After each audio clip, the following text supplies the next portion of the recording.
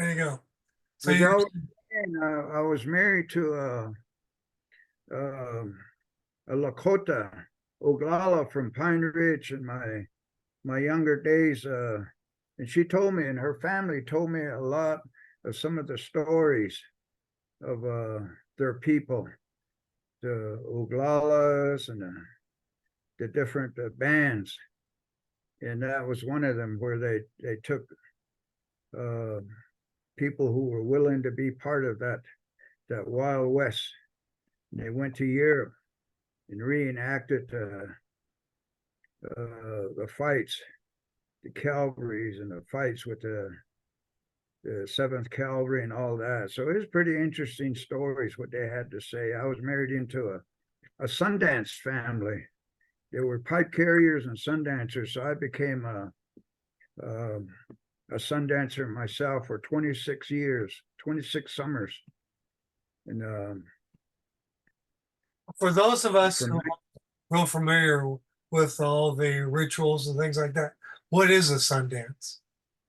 it's an ancient ceremonial practice that it's a very sacred where they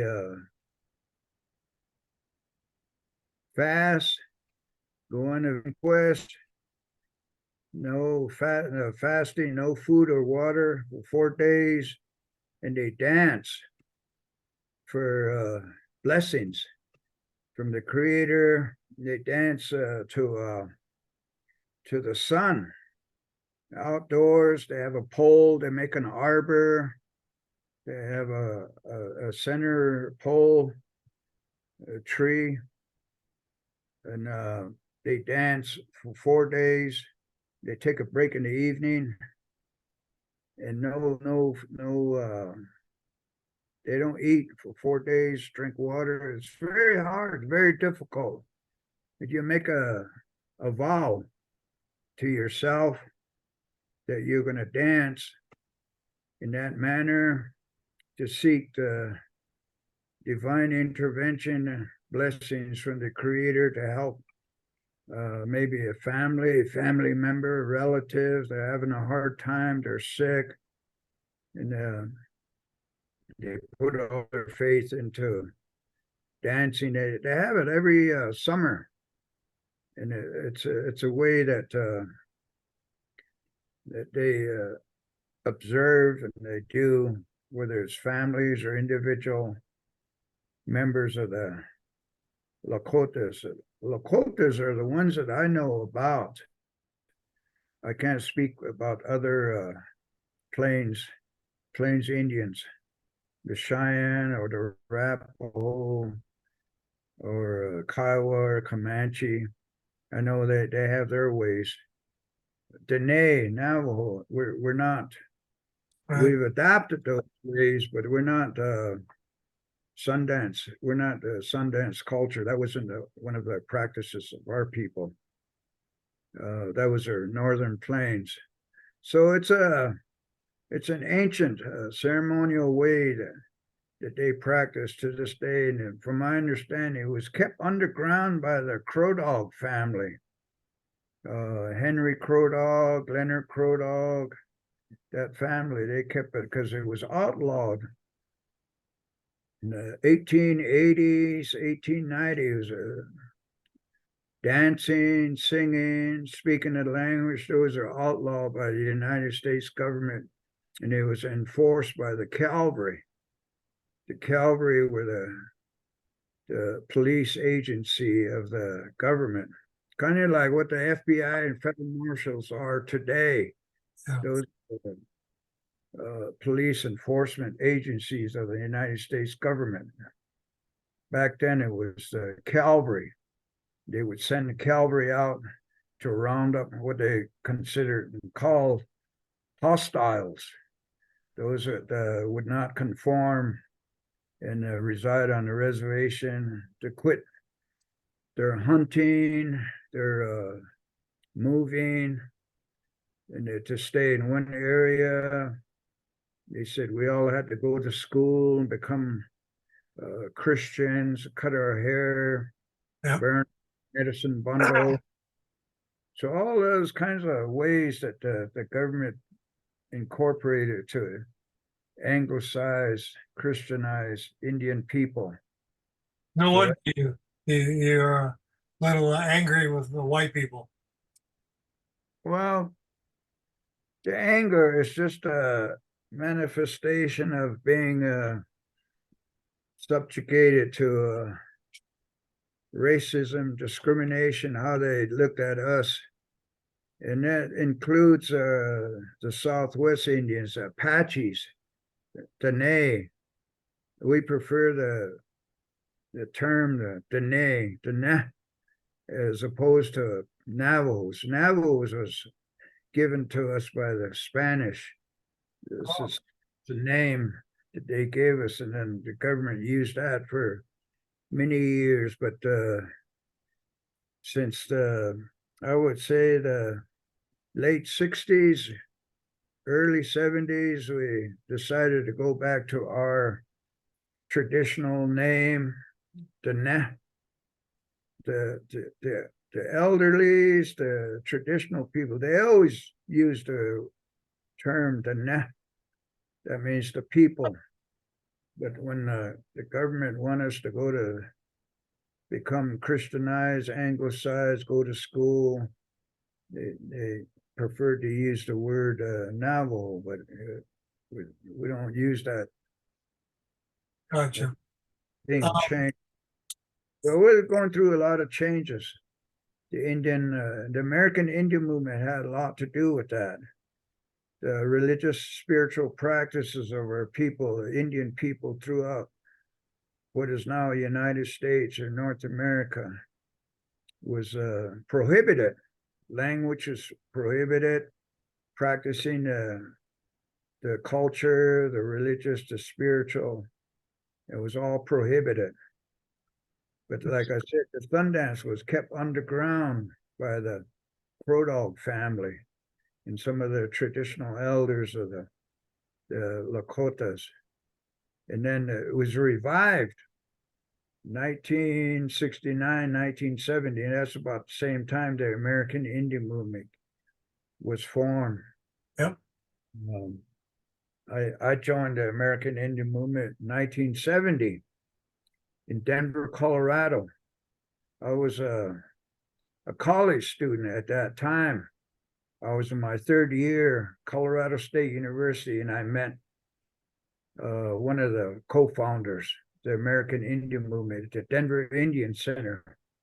His name was Vernon Belcourt, and his brother was Clyde Belcourt, who was one of the original founders, along with Dennis Banks. Then there was Russell Means, Crow Dog, Blackout, people like that, that were the extension of the 19th century.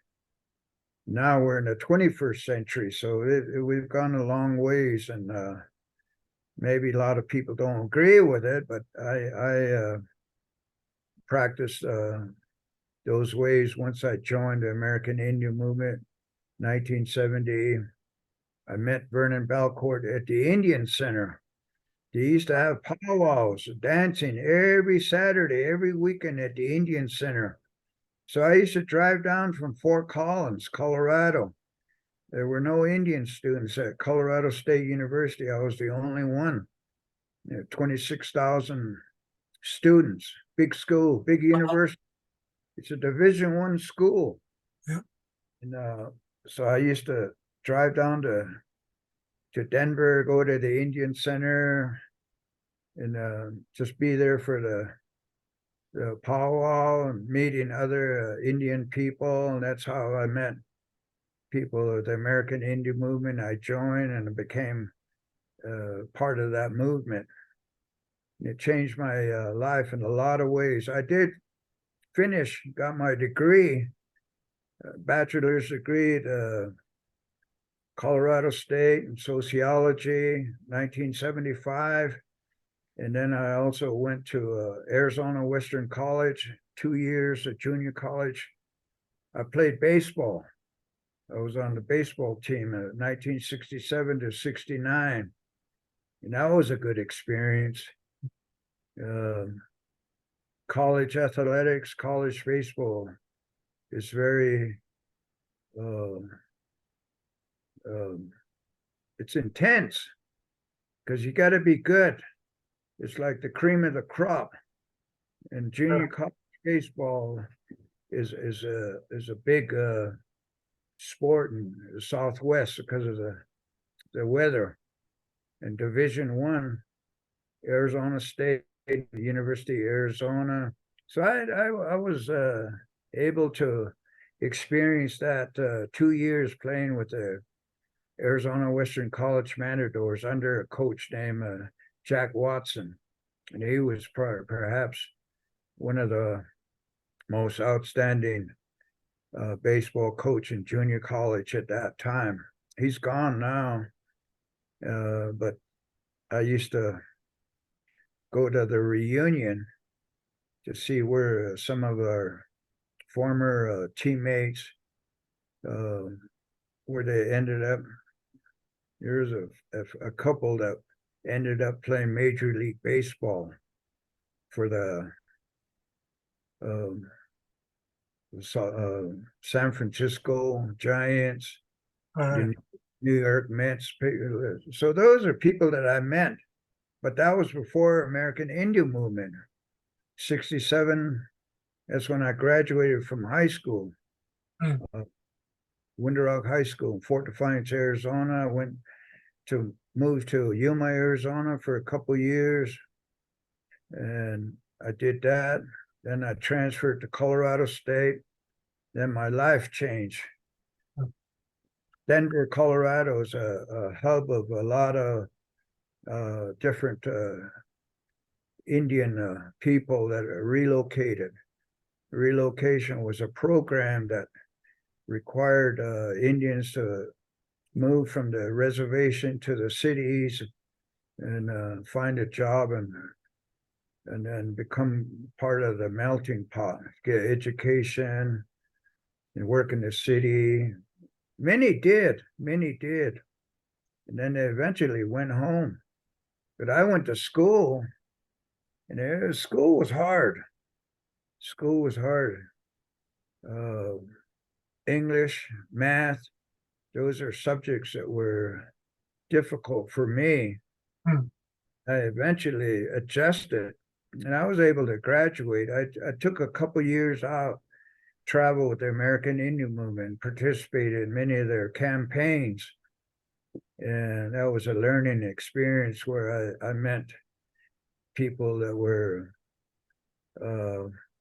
legend in the Indian movement, people like Russell Means, Bill Means, Vernon Belcourt, Clyde Belcourt, Carter Kemp, Leonard Peltier, Henry Crow Dog, Leonard Crow Dog, Wallace Blackout, people like that. And then I participated in the big one, Wounded Knee, South Dakota, 1973. And that was a very extraordinary experience for many Indian people, because we actually stood up to the federal marshals and the FBI and engaged in an armed struggle. People were shot, wounded. We lost several people that were shot and killed. Frank Clearwater and Buddy Lamont. I was there. I witnessed all of that. I was in a little bighorn bunker with people like Percy Casper from Kamloops, British Columbia, Shuswap Indian, John Carlson, Dick Lagarde, George Rogers.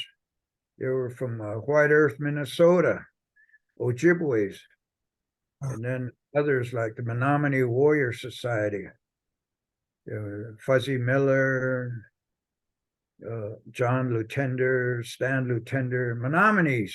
They had a Menominee Warrior Society.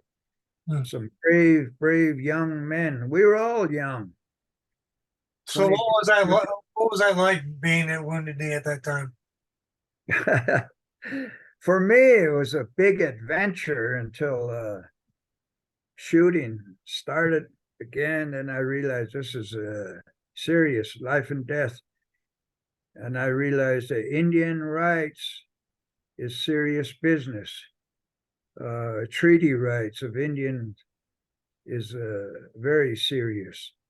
And that's what we were fighting for, to maintain and hold the government up to their legal, moral obligation to fulfill the agreements, the treaties that were signed between our ancestors, my ancestors, and the United States government. And up to that point, they were not fulfilling their end of the obligations in those treaties. So it was a fight for that.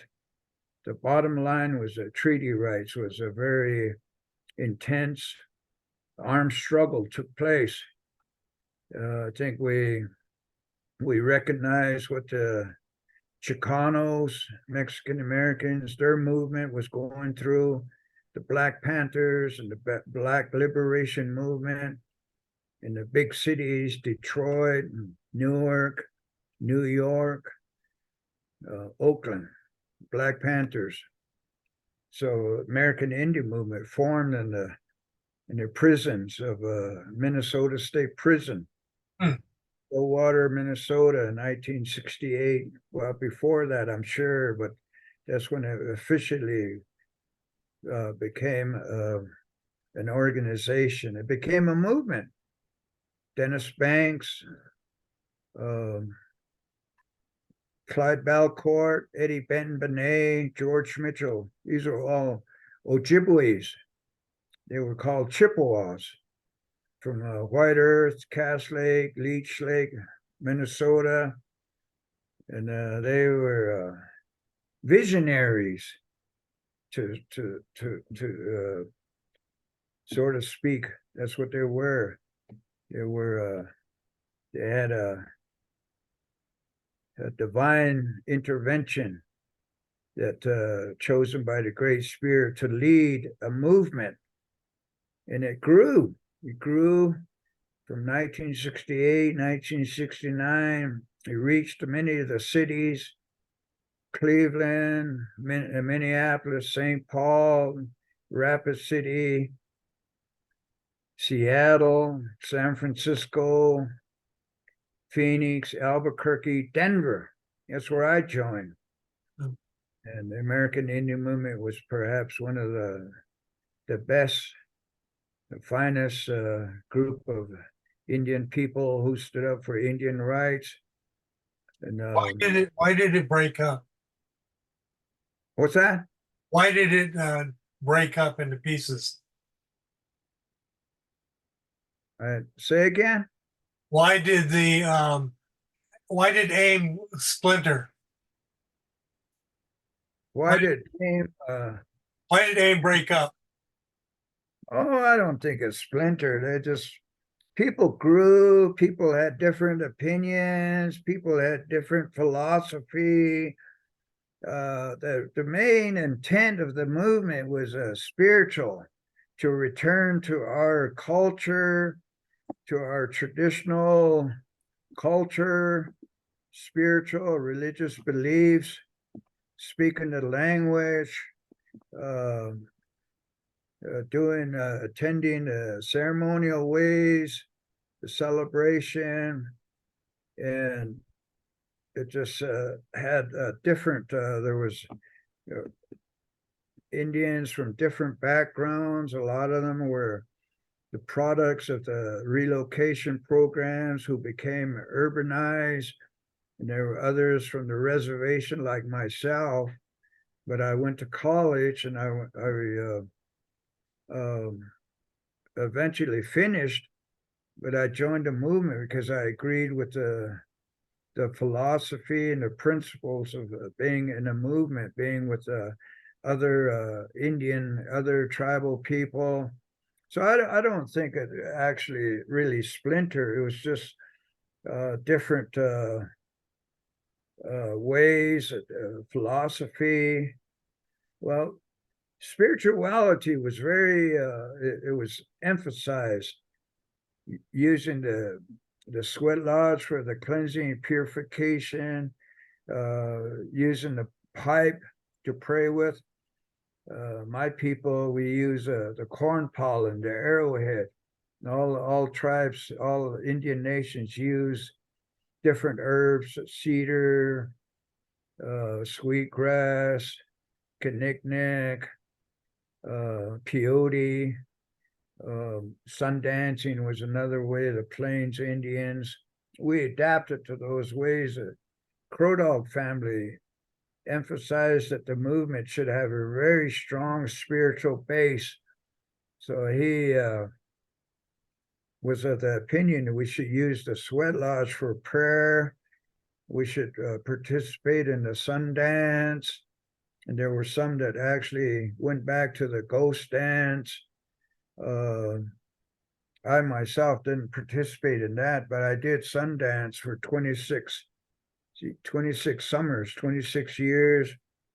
I used the sweat lodge as part of my religious, cultural, spiritual beliefs. The cleansing and purification ceremony was very, I liked it. I liked the feeling, using the herbs to pray with, the hot stones. Then also the pipe ceremony, smoking with a chanupa nitosset. That was something that I enjoyed doing, smoking, praying with the pipe. And again, we all had different ways or forms of using the tobacco and the pipe. Some use a pipe. We used a short pipe. We call nitosset. And then we use corn husk, roll smoke in the corn husk. I also participated in the Native American church, which you praying using peyote. Peyote grows in Texas, and many of our people have adopted those ways. The Kiowas, the Comanches, the Taos, the Ute people, Apaches, Navajos, Cheyenne, Cree. Many of our people, they set up teepee and pray, use peyote. And to me, it's a very, it's a good way of praying to the Creator and the spirits. It's become a kind of like a pan-Indian. You have different tribes can sit in a teepee and pray all night, sing, eat medicine, pray. So it's brought tribes, would you say it's brought tribes together? Yeah, it becomes a unified understanding, praying, singing. Songs are very similar, peyote songs. It's very beautiful. It's a very beautiful experience. And it's a healing, ceremonial way, and it's spread. Of course, the government tried to make it illegal. You know, the government didn't want us sun dancing. They didn't want us to use peyote. Right. Outlawed the sweat lodge. They outlawed dancing. Boy, the government, they did everything to wipe us out. They did everything to deny us our culture, our beliefs, but we persevered, and the movement played a big role in that. The Native American church played a big role, and the Sundance played a big role in it. The sweat lodge ceremonies, pipe ceremonies, that all played a big role in unifying our people. So that still exists today. Right. How did you become a spiritual advisor? What drove you in that direction? Let me back up a little bit. Okay, sure. By way of introduction, I'm a Kiani, born for Tsetlangi. The Kiani is a Tarn House people, and Tsetlangi is Mountain Cove. So my grandmothers are Kiani. That's who I am by clan. You take after your mother, your grandmother. And my father was Mountain Cove, and that was Tsetlangi. My grandparents were Topaha, River Edge. And my grandfather on my father's side, my paternal grandparents are Anagani, one who walks around nomads. So that's my foundation, my family, my kids, my grandkids, we all identify. Now I'm married into a Lakota, so I was introduced to the Sundance and pipe ceremonies. So I took those ways also. And I learned under different spiritual leaders in the early 70s, such gentlemen as Eugene B. Doc Anderson, Navajo medicine man, Kenneth White Sr. He was a Native American church roadman. Emerson Jackson was a Native American church leader, roadman. Black Elk, people like that were Sundance leaders. Frank Fool's Crow. So I learned from these people. And one of the ways when you're participating, you're advised to pay attention, look around, look at how the sweat lodge is built, look at the fireplace and see how it's, you heat up the rocks, your pipe ceremonies, the songs and the prayers. You're encouraged to learn the songs, the prayers. I used the Dene language, Dene prayers. I said the Zene I used the Navajo Dene prayers. So that's how I pray. And I was a sun dancer. Like I said, I sun danced with Leonard Crow Dog at the Crow Dog's Paradise and his family. So I learned those ways. In 1973, I made that vow. And I met Leonard Peltier on the streets of Denver, Colorado, and then I sun danced with him. So I got acquainted with him. And we sun danced at Crow Dog's Paradise. And when you're young, you know, you learn these things. It's a gift. It's a real good feeling. Then Leonard got into that shootout at Oglala, South Dakota in 1975. And then they captured him in Canada. So he went to prison, United States Federal Penitentiary, Marion, Illinois. So I knew he was there. So I asked to go in to see him. The warden wouldn't approve. He didn't want anybody, no Indian people going in to see him. They didn't have a sweat lodge at that prison, at that federal penitentiary. Then he was transferred to Terre Haute, Indiana, to Longpont, California. He sent word out through his support people. He got a hold of me. He said, get a hold of Lenny Foster. I sun danced with him at Crow Dog's Paradise, 1975. And this was 1985. He sent word out, so I responded. He was at the United States Federal Penitentiary, Leavenworth, Kansas, the big house. That was a supermax, federal prison. That's where he was. So I went in, I called the chaplain, introduced myself. I told him I was doing ceremonial sweat lodge, pipe ceremonies, talking circle, counseling for Native Americans, Dene.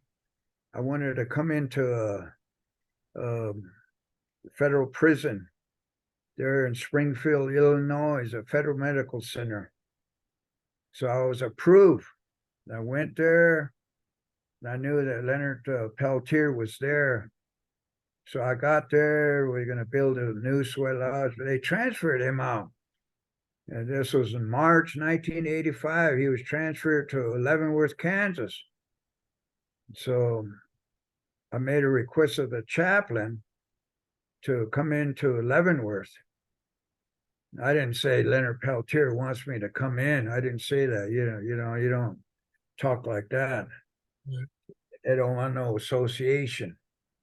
So you have to be very discreet, very professional. You have to go through orientation. workshop, the do's and don'ts, the regulations of the Federal Bureau of Prisons, very strict.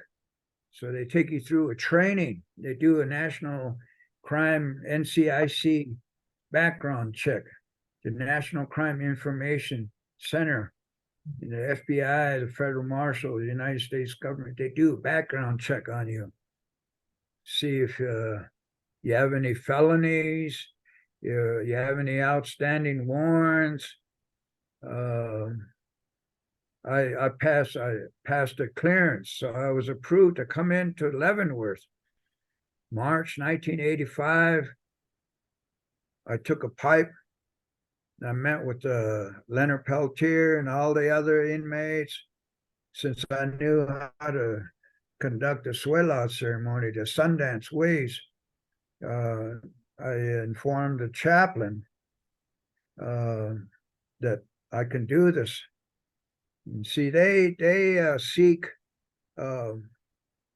rabbis for the Jewish people, priests, preachers for the Christians, imam for the Islamic or the Muslims, but they don't have any Native American spiritual leaders.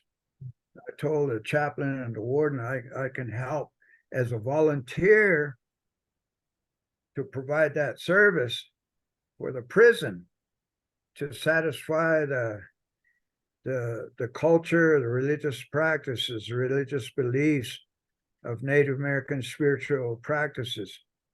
So they said, okay, you need to come to our training. We train all the chaplains, and it's like an orientation, like I said, to the do's and don'ts of the regulations. They got a lot of rules, regulations, very strict, very strict. They require you to do a background check. You got to take an oath. You got to sign your name. They take you through this workshop. They require a UA. You know what that is? It's a urine specimen test to see if you have any drugs in your system. But I was clean, and they asked me for that. I said, yeah. So I went through that, and it's just short of taking a blood test to see if you have cocaine, heroin, alcohol, marijuana in your system. And you got to be clean. And I was. So it allowed me to come into the prisons to do sweat out ceremony. So I serviced 93 prisons in the United States prison system. Most of it was with the Federal Bureau of Prisons. Native Americans on the Indian reservations throughout this country are under the jurisdiction of the federal court, the FBI, federal marshals. And so many of our people that have been charged with felonies are sentenced to the Federal Bureau of Prison. But I also worked with New Mexico, Colorado, Utah, Arizona federal, the State Department of Corrections. And I built sweat lodges in all these facilities and conducted sweat lodge ceremonies for the Indian community, the prison population, Native Americans, only Native Americans, not your Anglos, not your non-Indians, African Americans or Chicanos. They're welcome because they're indigenous, and many of them did participate. So it was a program that I implemented through the Navajo Nation. It's called the Navajo Nation Corrections Project. And I did that for 37 years. And I became a volunteer spiritual advisor for the prison system. They didn't pay me. And I wouldn't take their money either. I wouldn't take their, they want you to pay or get paid. But then you're under their supervision, under their jurisdiction. I said, no, I'm a Navajo. I'm working for my people. I have a program that I implemented. I'll help you as a volunteer. I'll come to your prison and conduct sweat lodge ceremonies for your native community, native prisoners, the population. So I went to 93 prisons, state and federal prisons. Which And came first? experience, it was a good experience. So I went through their training, I went through their orientation, I passed their tests, their background check. I got an ID that allowed me to enter a prison. So my designation was a volunteer spiritual advisor. In the meantime, in the summertime, I Sundance at Crow Dog's Paradise in Rosebud, South Dakota. I Sundance at Big Mountain, Arizona. I Sundance at Pipestone, Minnesota with the AIM Sundance people, Dennis Banks and Clyde Balcourt, people like that. So I did that, and that kept my credentials Which came intact. first, Lenny? Which came first? The call from Leonard to do this, or were you already doing it? Well, I was doing it already because I went to, let me back up a little bit there. I went to work for, well, first I worked after college because I had a degree. So I went to work for the Navajo Nation in the social the programs that they had for social services. I went to work for behavioral health because of the sweat lodge, the cleansing and purification ceremonies. So I decided to also go back to school. I went to Arizona State University, started working on a master's degree in 1981. And so I provided sweat lodge, built some sweat lodges in the Arizona Department of Corrections. I worked at the Indian Center with the Indian Law Project.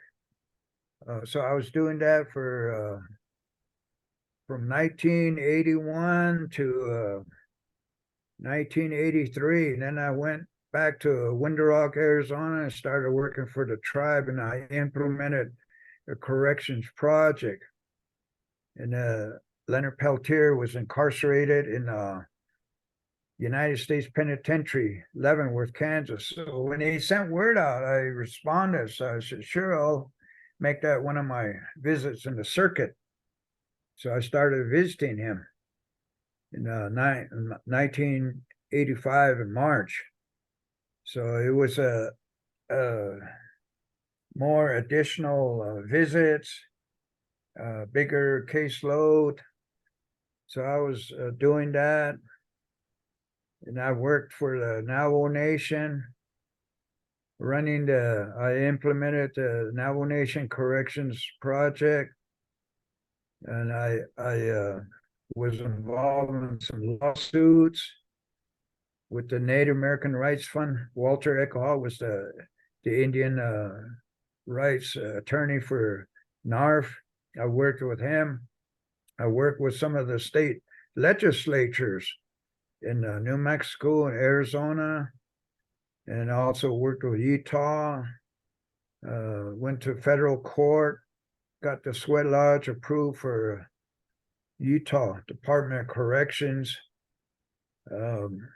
I testified in Congress, 1992, 1994, on the religious right, or religious freedom of worship issues in the Federal Bureau of Prisons. So I went, received a summons to go to Washington, D.C. and appear as an expert witness before the United States Senate Indian Affairs and the Senate And I did that. And you know, you have the United States senators up there, you make an appearance, you make an oath, you raise your right hand and state you're gonna be honest and be truthful. You make that oath to tell the truth. But some of the United States senators, they were very stern. Senator John McCain, he didn't want the Indians to practice their traditional rights, traditional beliefs. That was very surprising because Senator McCain was from Arizona. But him being a United States senator, he thought he was above all that. He could talk down to us. Wow. I reminded him that he was elected. He wasn't just appointed. Exactly. What I had to share with the committee was that it was my responsibility and my duty to provide spiritual support and do these ceremonies for our Native Americans who were in prison, essentially prisoner of war between the Indian nations and the United States government. But they don't like to hear that kind of talk. But, you know, that was what was going on when you're looking at the overall picture. Yeah. So they took my testimony, and I worked on a policy with the Native American Rights Fund to develop their religious practice for the freedom of worship for Native inmates in the Federal Bureau of Prison. I worked with, at that time, it was Bill Clinton administration. Their administration, the Federal Bureau of Prison, Janet Reno, she was the Attorney General. Yep. We met, what was it, 3 years, 1994, 95, 96, to develop this policy for religious practice for Native Americans. And they're still using that today.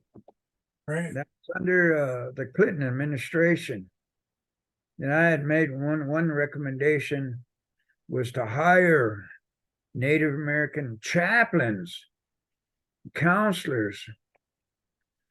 I think they have some counselors, but they never did hire a Native American chaplain. But they gave me volunteer status. But I wouldn't take their money anyway. I was being paid by the Navajo Nation. So I figured I'll work for my people, the nation, but not the government. The government, I'll provide volunteer services, which I did for 37 years. I recently retired, but I built many sweat lodges in the 90, what did I say, 93 prisons, or 96 prisons. Built Did the you sweat train? lodge. Did you train anybody that came after you? There were a few people we participated, collaborated, but right with the Navajo Nation, no, I didn't really train. I tried to train. It takes a certain personality, you know, to do that kind of work in the prison system. Yeah. Prison is a dangerous place, and plus you have to be like I said, you have to make an oath to their do's and don'ts, their regulations. They're very strict rules. You have to submit to UA almost at least once a year. And they always seem to be intent on trying to bust you. They think that you've been using marijuana, or maybe snorting cocaine, drugs, alcohol, you know, but everybody drinks. Not everybody, but a lot of people drink. I sobered up myself, so I knew I had to do that to be honest with my teachings. be the role model, the example for inmates, because most of them are in prison because of alcohol-related crimes. Yeah. I had to be the example. So I did all that for 37 years. They try to give me to have me do UA random. They do random checks. They think they're going to bust you. Chaplain, some of them are sly. They think, oh, I got him this time. I know he's been smoking marijuana. I didn't smoke marijuana. I did in college.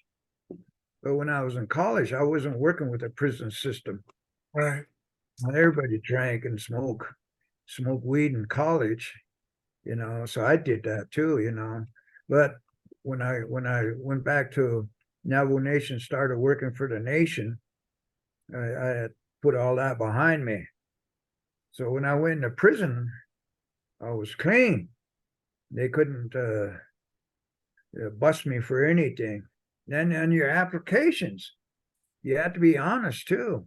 You ever been arrested? Yeah, there's 2 boxes there. One says yes and one is no. I just put yes. Yeah, I've been arrested before. In my younger days, I was arrested one time in 1971 in Denver, Colorado for possession of marijuana, one marijuana cigarette. But in Colorado, it was a felony at that time. But I got an attorney, got it dismissed.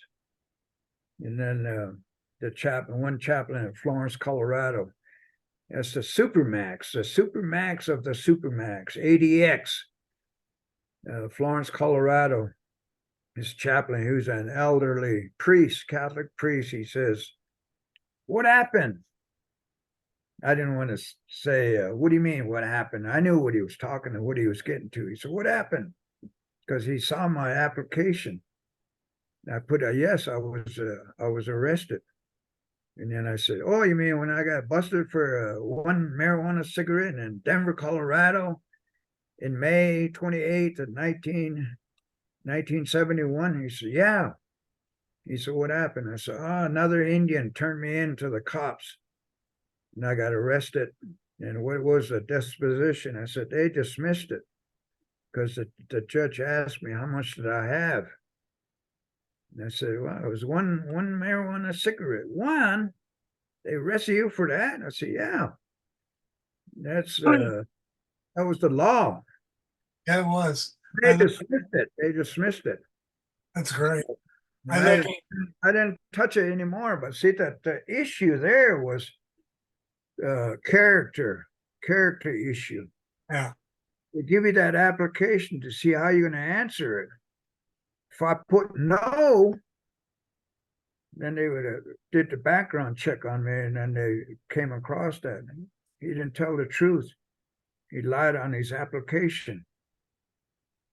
Boot you out of there, revoke your security clearance. But because I was honest, I put yes, I was arrested. They couldn't do anything about it. Hey, this Indian man is honest.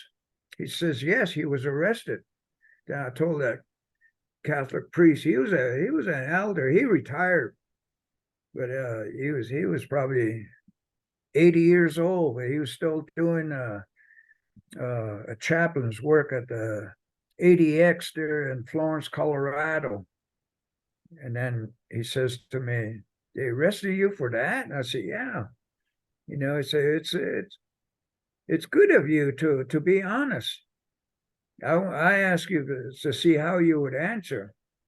I said, why wouldn't I want to be honest with you? Because if I lied, you can have me booted out of your position. Exactly. There's ways they do that. They try to bust you and see if you're honest. That's a character issue. So I've been doing that work for 37 years, right up till 2018 when I retired. So when I used to visit Leonard, boy, he loved it because we were doing the real ceremonial way, the sweat lodge, the purification and cleansing. And we take the pipe out and pray with it, sing. and then smoke the pipe and pray. So I was helping incorporate the genuine, the traditional ceremonial ways into the prison system. But they wouldn't hire a Native American to be a chaplain. But they hired priests, preachers for the Christians. And they even have a chapel built into the prison to provide that kind of a religious service. And they allowed the imam to come in and have their Friday afternoon services for the Islamic and the Muslims. And they wear their caps and their rugs. And then they allowed the Jewish people to have their rabbi to provide. But for Native Americans, we had to fight for that.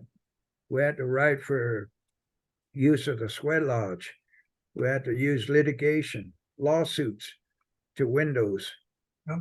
Then we had to introduce legislation to put it in the state statute. That's why even going to Congress to testify before the Senate Committee on Indian Affairs to hear testimony why our ceremonial ways should be included and to be implemented, incorporated into the religious services that they have. So that's being done. We had to fight for that. Yeah.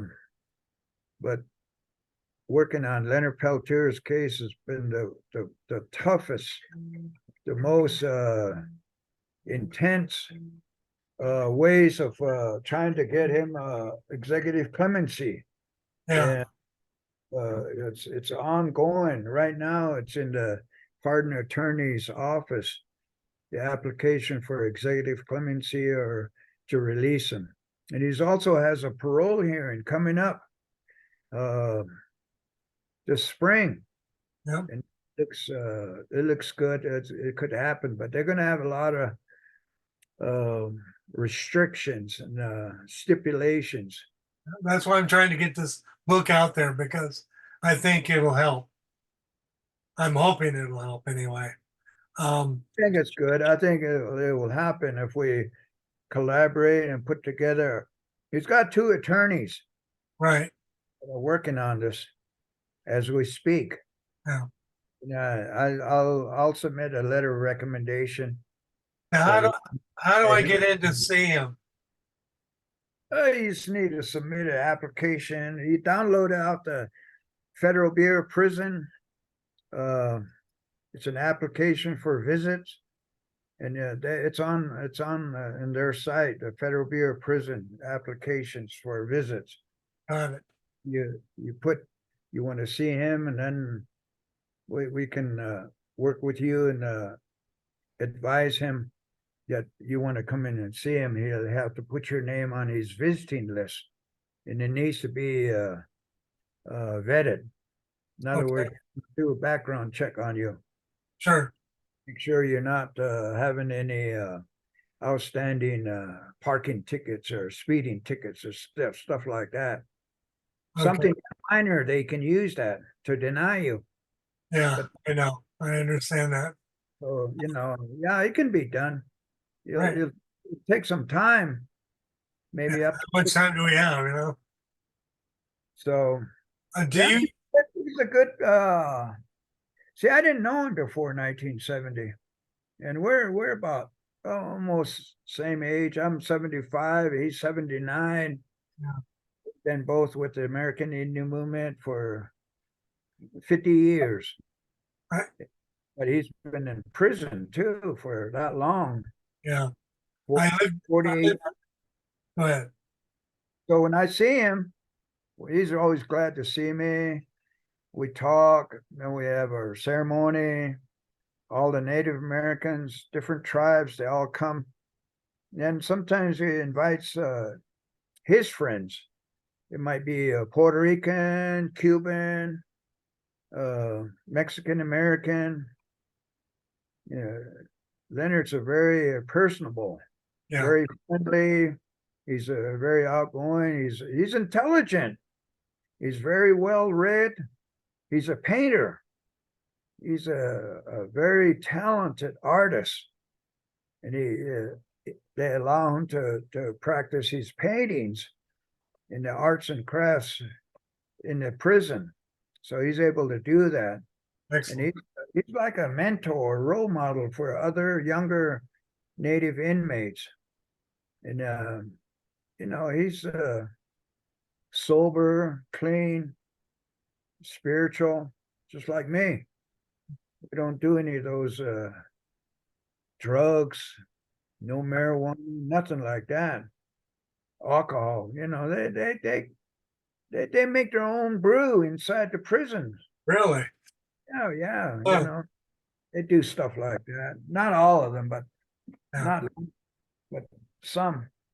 Did you, You did got to you, remember, our Indian people are coming from the urban centers, they're coming from the cities, coming from the reservation, yeah, coming from different ways of life, as the Indian knows.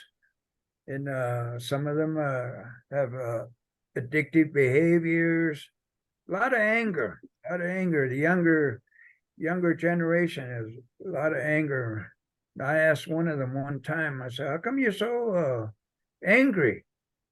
He was just upset that he doesn't know his language, can't speak his language. He feels left out. Maybe he's got to learn the songs, learn how to pray. No one had taught him that. Like I said earlier, that the government took those ways away from us, our ancestors. That's like maybe 5 generations. 1890s, they put all our people on the reservation, cut their hair, cut their long hair, took their medicine bundles, prohibit the swellage, pipe ceremony, sundance, dancing. Can't dance no more. No more powwows, no more dancing, no more celebration. You got to go to school, you got to go to church. Can't use your language. Can't pray and sing. Can't do these things. So it's a rejuvenation, a renaissance that we're going through. And AIM had a lot to do with that, bringing all that back to regain the dignity and pride. So it's an ongoing process, and the younger generation is very angry about all of that because they didn't have the opportunity. You want to be able to learn to speak the language, to practice the culture.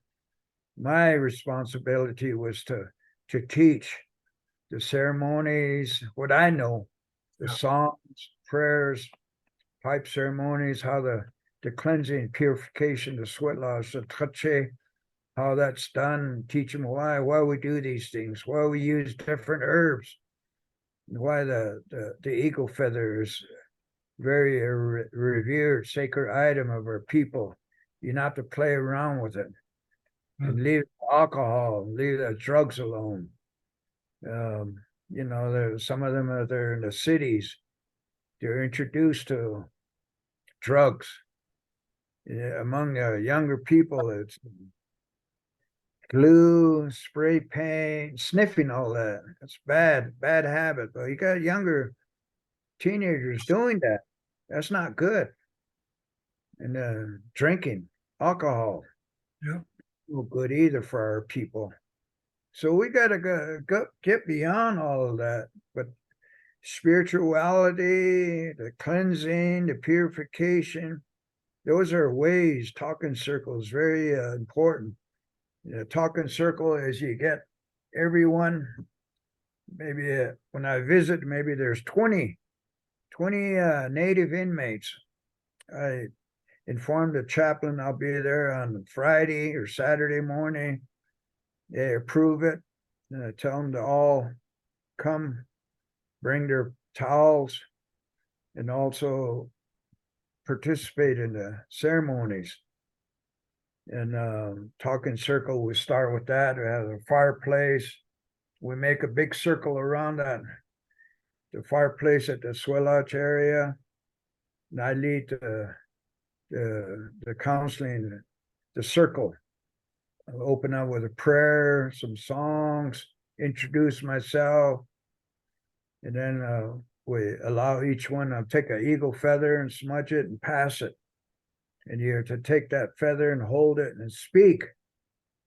You're encouraged to speak whatever's on your mind. No cussing, no fighting, no arguing. Just do it in a respectful manner. You pass the feather, each one, everybody in the circle has that opportunity. And it's very beneficial because they let go of some of that anger, the resentment, the bitterness. And then we put the feather down. Then we have our ceremonies, or we might smoke the pipe. We fill the pipe, sing, pray, pass it, take a smoke, pass it all the way around, and put it back on the altar, and then we go into the swell out ceremony. And then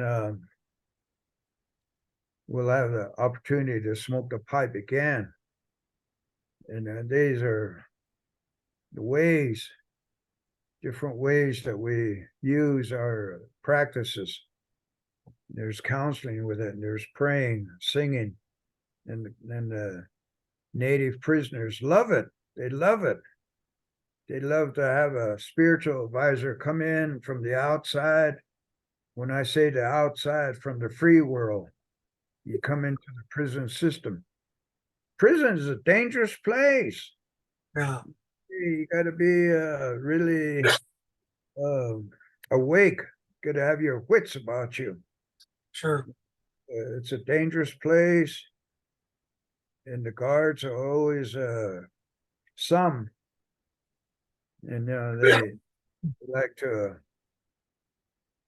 talk down to the inmates. And I always tell them, tell the inmates, be on your best here, be on your best. No arguing, no fighting. And want everybody to get along, appreciate the cleansing and the purification ceremonies, the pipe ceremonies. Appreciate the fact you got an outside spiritual advisor from the free world to come in and spend 6 hours with you. 6 hours? 6 hours. Wow. 8 o'clock, 8:30 in the morning till 3 o'clock in the afternoon. Huh. And I spend that time with them, just like me visiting my grandkids, maybe visiting my relatives, nephews. And most of them are young. You find an elder in a group every now and then. And most of them are incarcerated because of felony created under the influence of alcohol, drugs. Gotcha. These are some. I want to introduce you to a friend of mine. His name is Don Callahan.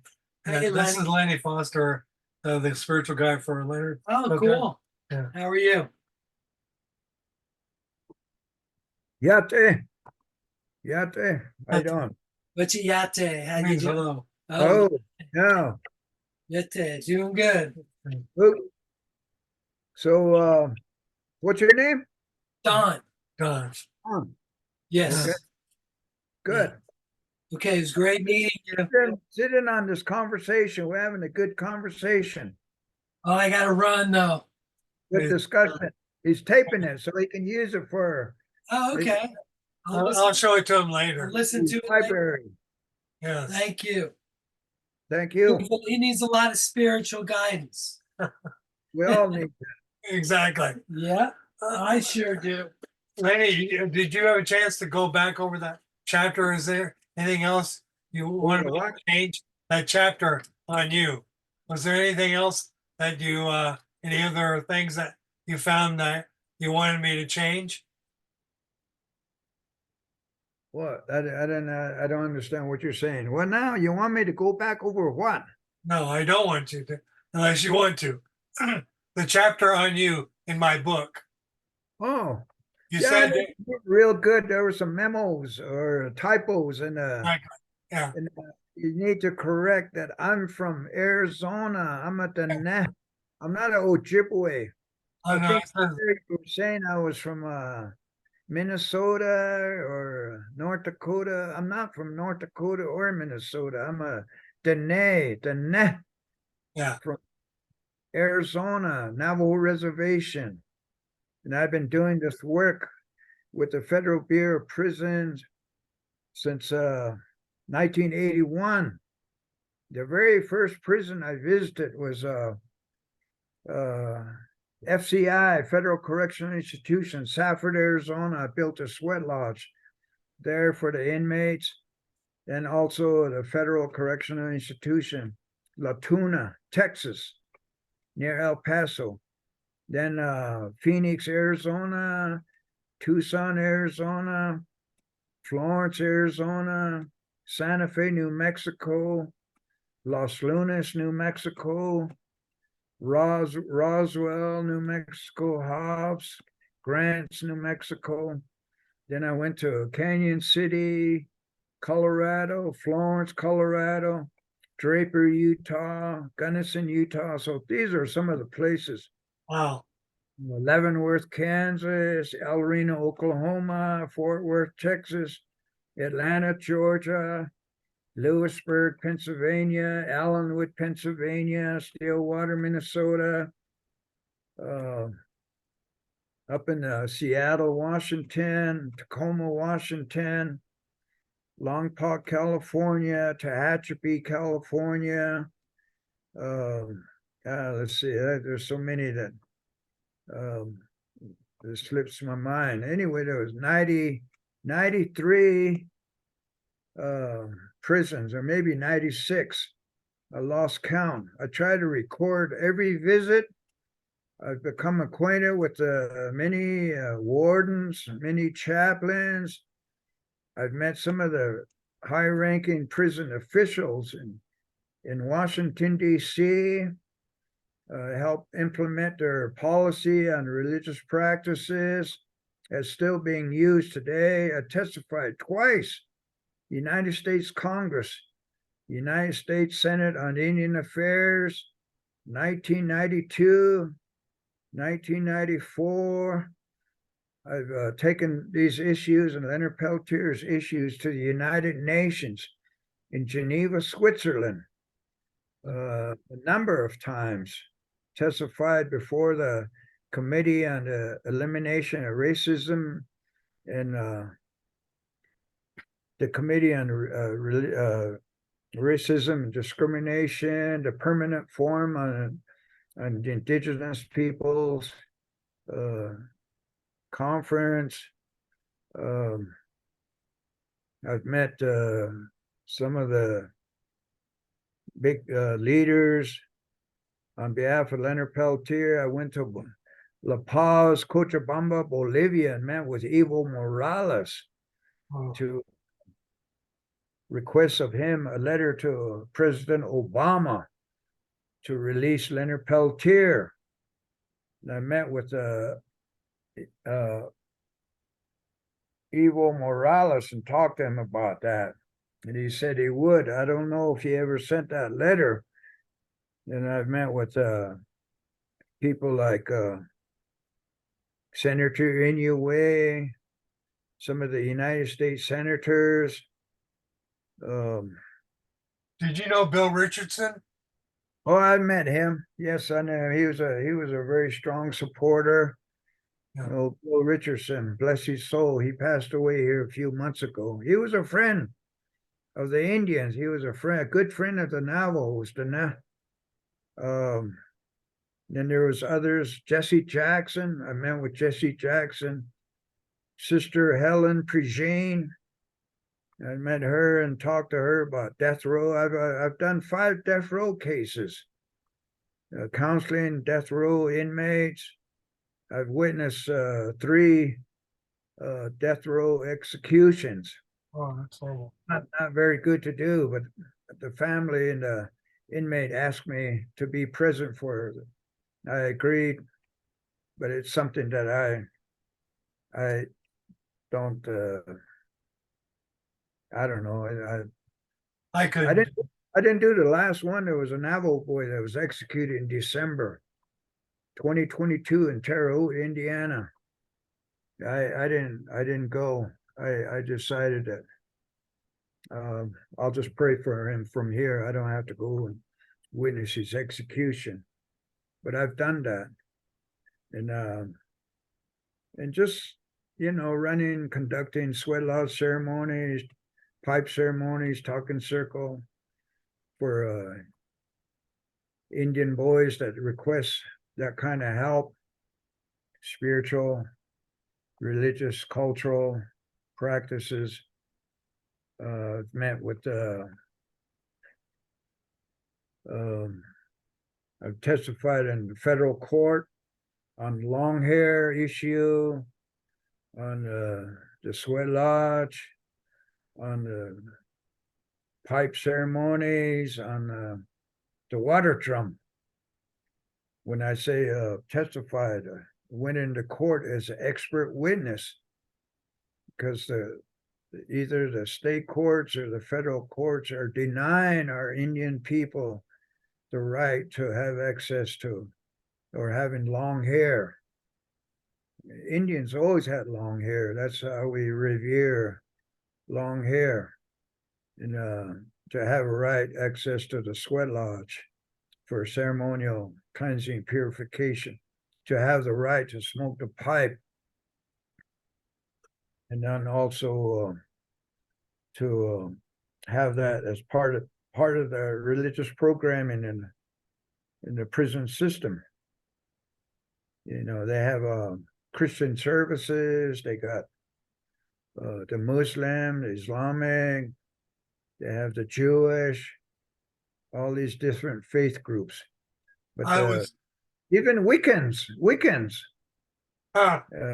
They want their right too. And they always want to use our sweat lodge. I said, no, he can't let you. You're Wiccan, you got to have your own beliefs and practices. You can't take ours and try to incorporate it into your way. Wiccan, you know what a Wiccan is, right? A witch, yeah. Yeah, there you go. We don't have to go over Wiccan 101. I don't know it, but that's why I'll explain when they ask, what is that? Yeah, they're very, the newer ones are into the environment and things like that. So they've gone a little bit in a better direction, but there's still some things there that are a little shaky, I guess. Yeah, I don't know their ways, but I've met some and they want to use the sweat lodge. I said, no, you can't use the sweat lodge. Right. I even had the Aryan Nation, Oh, God. white supremacist group in want to meet with me and ask to use the sweat lodge. I said, no, you can't use the sweat lodge. What do you want to use the sweat lodge for? The Aryan Nation, those are white supremacists. Exactly. I have to deny that. But they got all upset.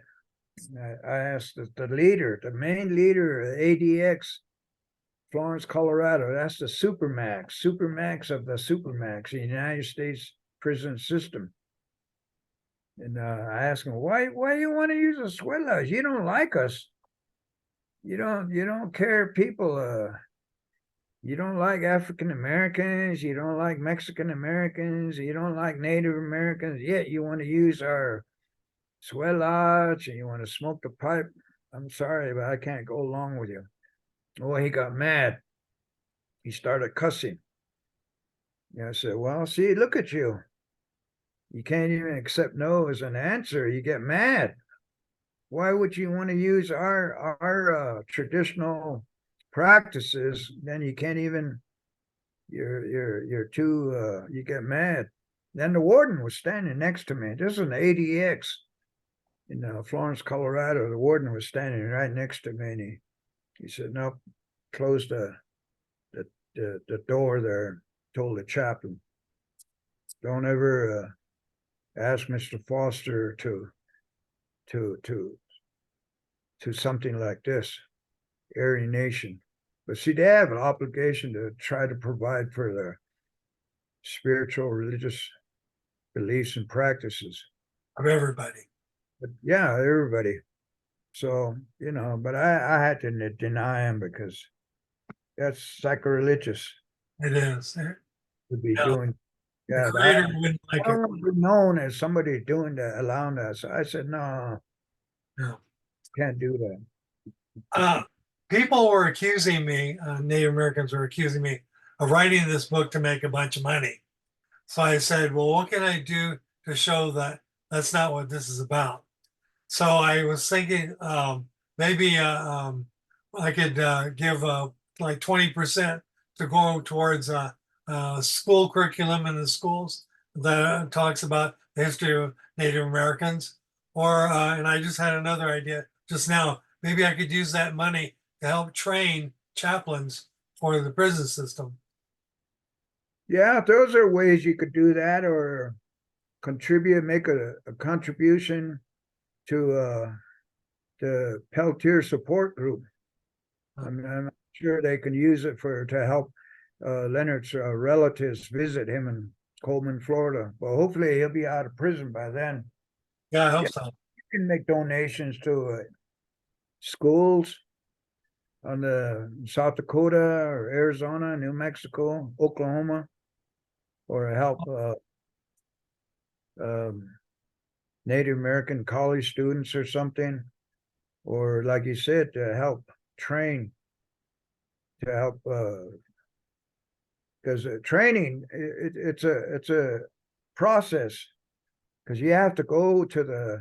I used to go to the one in Tucson, Arizona, the Federal Correctional Institution. They had a training for chaplains and volunteers. And I used to go there once a year. You have to sit through a 3-hour training. They show videos, and they have the major security come and give a lecture, the chaplain, men and women.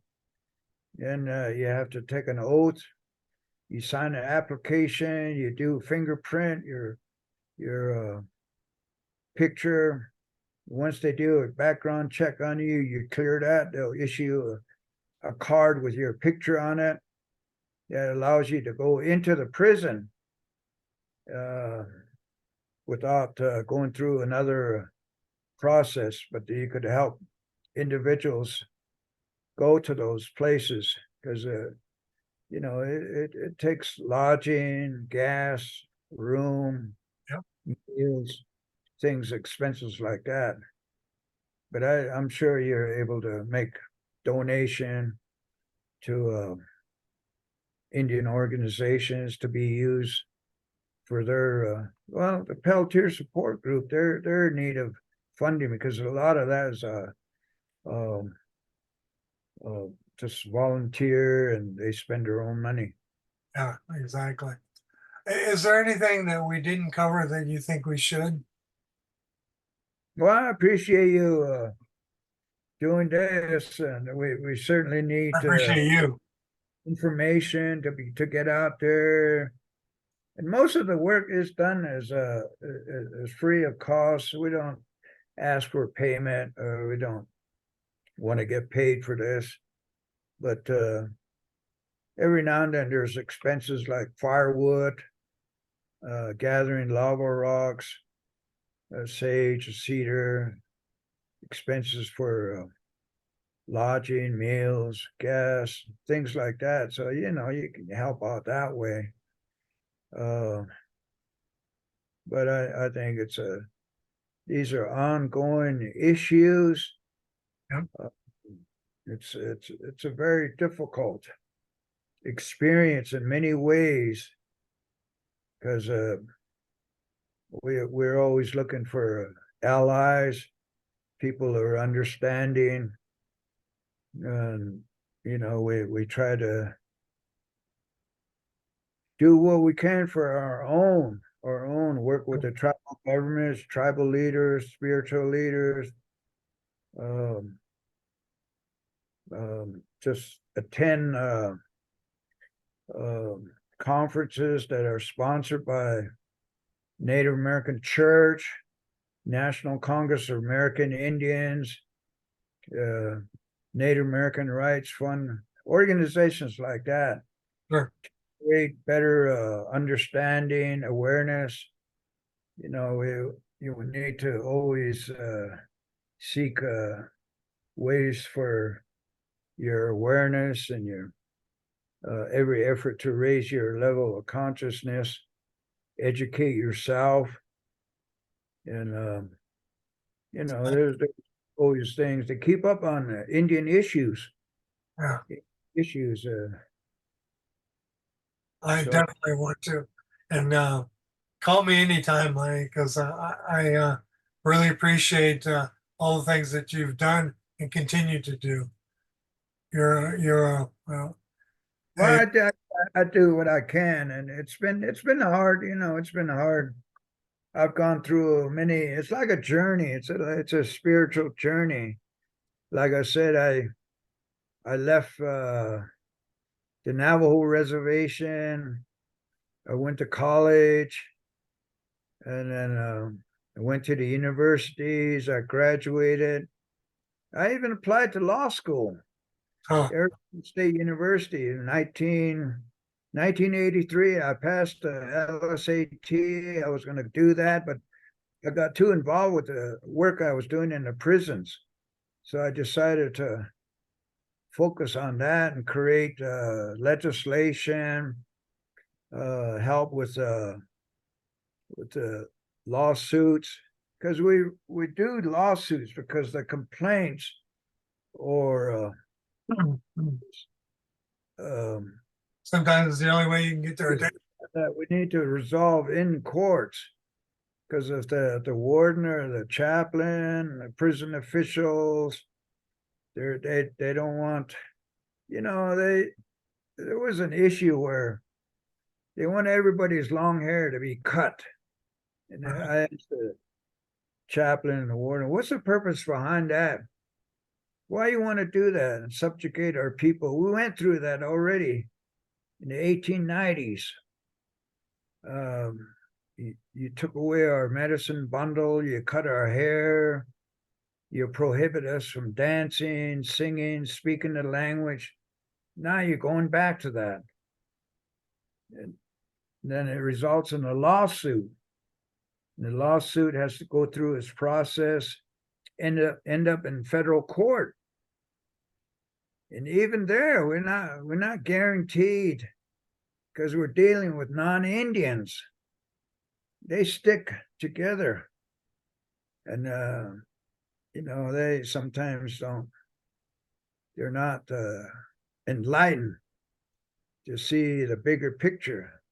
To them, First Amendment means nothing, and that's supposed to be their constitution. They lie. You do. Fabricate. And so you have to deal with these experiences. So litigation, court suits, and legislation, introduce legislation in the state capital, federal capital, go to court, go to hearings. We've even had to take our issues into the United Nations, the world court, the world, you know, seeking allies of other nationalities, indigenous people. There's a big world out there, but there's always a constant that our human rights are being violated. Our treaty rights are certainly not, you know, recognized. Civil rights, all of these. Human rights, I think, is a big one, and civil or treaty rights, that's a big one. So we're constantly having to fight for that. And then we have to be the best example. We have to be the best example to show we live it, and we you know, I'm very lucky that I grew up in a sheep camp with my grandparents. They were traditional Indians that were sheep herders. So I grew up, me and my sister, speaking the language, knowing how to pray. Then when I got involved with the American Indian movement, I ran into people that were legendary figures in the Indian world. Russell Means, Vernon Belcourt, Clyde Belcourt, Dennis Banks, Leonard Crowdog, Wallace Black Elk. Some of these individuals were the link from the past. The Crowdog family, the Black Elk family, they were the link from the 19th century. He showed me a book, a picture of a Sitting Bull and Buffalo Bill. These Crow Dog family and the Black Elk family, they were the link to those people. Yeah. Kept these ceremonial ways alive. Dennis Banks was a very strong proponent of that. Russell Means was the reincarnation of Crazy Horse, they say. Clyde Belcourt was a red giant in his people, the Ojibways. Leonard Peltier, he's our Nelson Mandela. Yes, Our he is. animal. Whether he wanted to be or not, he is. We got to get him out of prison. Let's do that. Which, Did you happen to look at my fiction, my novel that I sent you? what's that? Did you have a chance to look at the novel I wrote that I sent you? Not yet. I told you what it's about, right? It's about Trump and how he declares martial law, and Native Americans say we're taking our country back. Good. There's this leader of the Mescalero Apaches say, some would say you have reaped what you sowed. A nation built on lies upon lies, with no honor, deserves no respect. The people, the Apaches, San Carlos Apaches from the Oak Flat, San Carlos Apaches. This is the Mescaleros. I think so. Yeah. Yeah, we, like I said, AIM had all these legendary figures. We might never see their kind again. So we're lucky to have met him in our lifetime. Yes, that's true. Peltier, feel blessed that I can say he's my friend, my brother, my bro. He's my bro. Exactly. There are not many, but I have some that are legendary figures. Vernon Belcourt was he was a mentor. He liked the fact that I was an athlete in college. And then I joined with AIM. And so that, we all came from different backgrounds. Some came from the prison, some came from the institutions, and some came out of the boarding schools, and some, like myself, came from the colleges. And we all have a role, responsibility, being in the movement. To me, AIM was something very big in my experience. Always living through 11 firefights at a Wounded Knee. I think about that sometimes, because there was one firefight that I came so close, inches of getting shot right here on this side. I stuck my head up. That bullet missed me. Boy, I think about that and I said, wow. But I knew my prayers, my grandparents, my parents' prayers, songs, my uncle, my aunt, that they were the ones that made those prayers. They gave me that protection. Exactly. So that's you something. Sorry. I hope to write a book someday, soon. You should. Yeah. Did you ever meet Frank Blackhorse? Do I know Black Horse? Frank Blackhorse. Yeah, Did you know him? I knew him. I mean, I met him. Was he? I didn't know him well, but I knew who he was. Was he an FBI informant, like they say? I don't know. Yeah, probably. Yeah, He disappeared. he did. Makes me think, where did he go? He was hanging around us. I talked to him. He became my friend. I saw him in Wounded Knee. I would talk to him up there by the water pump. And then we We survived all those firefights. And I asked him, where's your bunker? And he said, over here. It was behind the church. My bunker was down here by the creek, little bighorn bunker. And I was up there with John Carlson, Percy Casper, Fuzzy Miller, John Perot, Stan Lutender, Hub Lutender, people like that. They're still alive today. They're old like me. And then, but Black Horse, he was up there. I can't remember his bunker. He had a bunker. So we were all assigned different areas. Oh, okay. We dug into the ground and made bunkers. So we had that protection. Yeah. We dug into the ground where you could stand and put timber over the top and put tin foil or heavy tin, and put dirt on top of that. So we were covered from snow, rain, and then the firefights. The feds opened up with their M16, AR, their maybe even M60 machine gun. They had a copter. They had all the latest technology, starlight scope so they can see us at night. They shot up flares that light up a whole area about the size of a football field. So we had firefights at night, very dangerous, because you can't see where they're firing. You can see the muzzle flash from the rifles. Then the daytime is even just as dangerous. You just hear the gunfire and bullets flying by you. Yep. And then one time get this, let me share this in closing. One time we were in a sweat lodge. We had a sweat lodge ceremony early in the morning.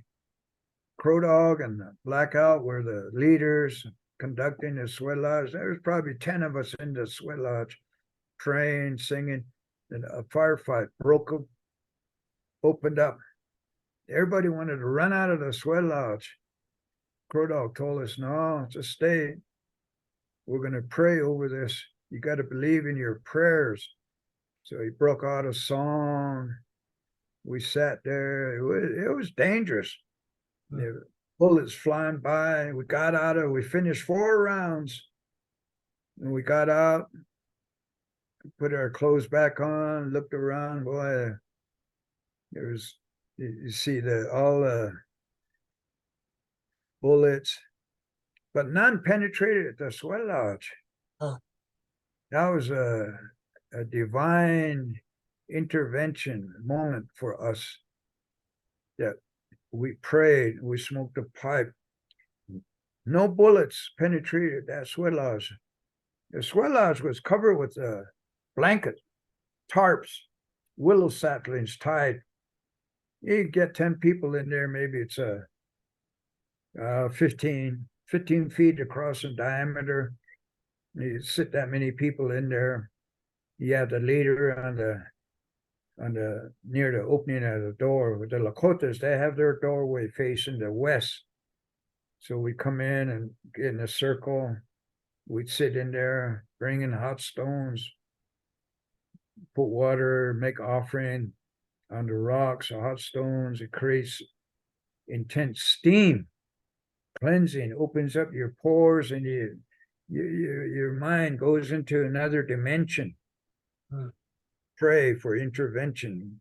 Pray to the Great Spirit. And while we're in there, this gun battle was going on outside. And we got out, finished. Man, that sweat lodge was protected. I was there that day when Frank Clearwater was shot and killed. I was there when Buddy Lamont was shot that afternoon. And that was sad when I knew that this was serious. This was serious. Yeah. I was over my bunker, but that happened. You mentioned Frank. Black Horse. It was his bunker that Frank Clearwater was shot in the back of the head. He was sitting inside that little house. You know, a bullet came through the walls. Wow. hit him in the back of the head, killed him. Then Buddy Lamont, he was an Oglala from Pine Ridge. He was over where the Oglalas were, which was on the western end of the village. Wounded Knee sits in a kind of like a bowl in the valley. And I was in the eastern part by the creek. Then the Oglalas were over there on the west. It was probably about 3 miles across. But they were shooting tear gas at them. That's when he ran out of the bunker, and the sniper took him out. Maybe who knows, maybe 1,000 yards. You know, a sniper is trained to do that. Yeah. So FBI, they shot him in the back, and he fell. And they say he laid out there because that firefight lasted all Thursday night. It stopped around 4 o'clock in the morning. It started up again in the morning, about 7 or 8 o'clock in the morning. That went all morning up till about 2 o'clock in the afternoon. That's when Buddy Lamont was shot, killed. They had a ceasefire. Dennis Banks called a ceasefire, and then he told us to come in to the trading post. There was a building. It used to be a trading post, but it was like the headquarters. We all went there, and they had a station wagon. They went and picked up the body. They covered him up, and they brought him in. We were all over there in the kind of like the courtyard of the trading post. The station wagon came in there, and it stopped. And the women were all crying, and it was a sad moment. One of our bros, we said, "Who's that? Who's that?" And somebody said, "That's Buddy Lamont." Now, I didn't know who Buddy Lamont was. Now, I had been there 71 days. You were there the whole time.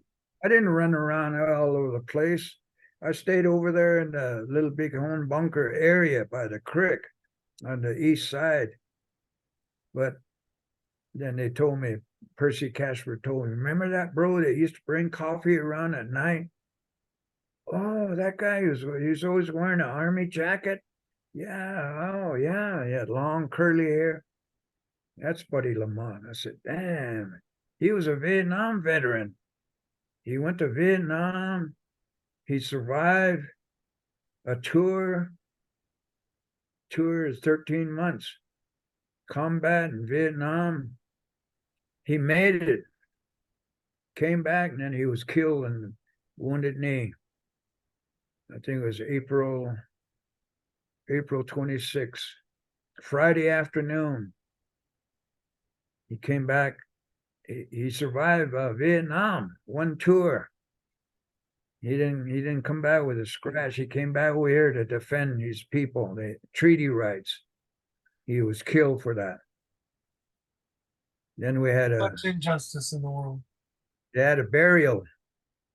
4 days later, it was sad. Dennis Banks gave a eulogy, and he says that there's 1,300 people came to defend the treaty rights of Wounded Knee. Only one stayed. It was Buddy Lamont. We buried him. And that was part of that 100 gun salute,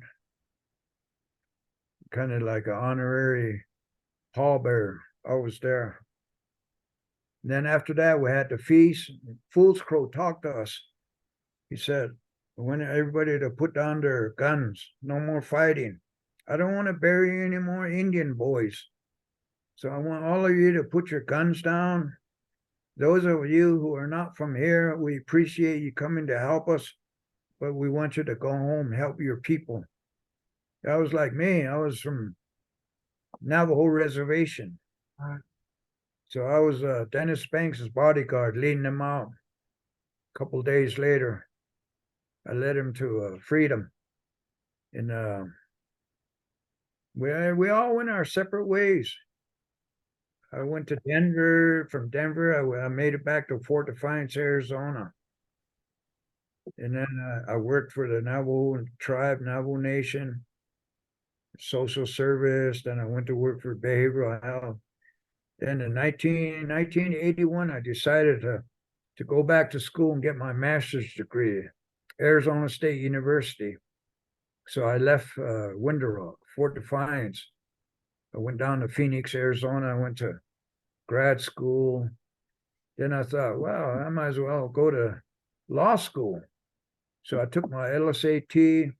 I passed it. That was a hard test. LSAT, law school admissions test. I was going to go to Arizona State, but that's too many personal problems. I decided I'll just continue doing this prison work because I was doing it as a volunteer while I was going to school, working at the Indian Center in Phoenix. For the next 37 years, I worked on religious freedom issues, working with our people in the prison system, with the American Indian Movement, International Indian Treaty Council. I went around the world. Geneva, Switzerland, Paris, France, London, England, Cochabamba, Bolivia, Guatemala City, Panama City, Honolulu, New York City, San Francisco. The Indian movement took me around the world. You need to write that book. I enjoyed it immensely, very, very much. I feel that the pipe, the Sundance, Native American Church, Sweat Lodge, and the corn pollen, the arrowhead prayers that I learned at the sheep camp took me around the world. I went around the world maybe a couple times. Good experience. I don't think I'd want to do that now. I'm too old for that. Jet lag. Lag's hard. Oh, it is, isn't it? Yeah. I appreciate you. I appreciate you. Share my story with you. And if you need help writing that book, let me know. We need to get Leonard Peltier out of prison. Let's do that. I really do feel that he needs to be released and go home. I don't know why the government is so adamant about keeping him in prison. I think we can blame it on the FBI. President Biden needs Indian votes. Yep, You know, I agree. that's one way he can become an icon, a hero in Indian country, Yep. and bring Indian people together with the government and have real reconciliation. He can do that if he can think that way. He can think that way, but we'll see. I think he might do it. He might do it. Yeah, I think See, President Clinton, he failed. President Obama failed. They're just going to become footnotes. Yep. In history. They had the opportunity to become a hero, become an icon in Indian country, but they didn't do it. They weren't thinking like that. They were thinking very short, small. yes. Yeah, they got to look at history. Just like that book.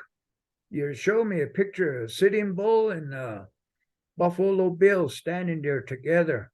Yeah, That picture says a lot for Indian white man relations. it does. Sitting Bull was open-minded, but the police killed him. Indian police killed him. And then Buffalo Bill, he was buried up there by Denver, up there in the mountains. I've been there. Lookout Mountain. But yeah, Lookout Mountain. Yeah. But he kind of had a vision. He brought the Indians. They met the Queen of England. Yeah, She wanted to see who the red she called them red people, the red Indians, I think she said. Huh. You know. write your book, Lenny. It needs to be out there. And if you need help, let me know. Sure. I'll send you a tape, and I'll send you some pictures. Put it in that book. I really appreciate it. That way they'll know who Lenny Foster is talking this way. exactly. Somebody say, he's just talking. No, I know what I'm talking about. You do. You got a mind like a steel trap. I'm from the sheep camp. I went to Crow Dog's Paradise and dragged the buffalo skulls. I went to Big Mountain and dragged the buffalo skulls. Sundance. I sat in peyote meetings with Kenneth White Sr., Emerson Jackson, with some of Crow Dog, Black Elk. I ran and rode into battle with Russell Means, Dennis Banks, Clyde Belcourt, Vernon Belcourt, and Leonard Peltier is my friend. Yep. My bro. Thank you again, Lenny. Thank you. Take care. Talk to you soon. Oh.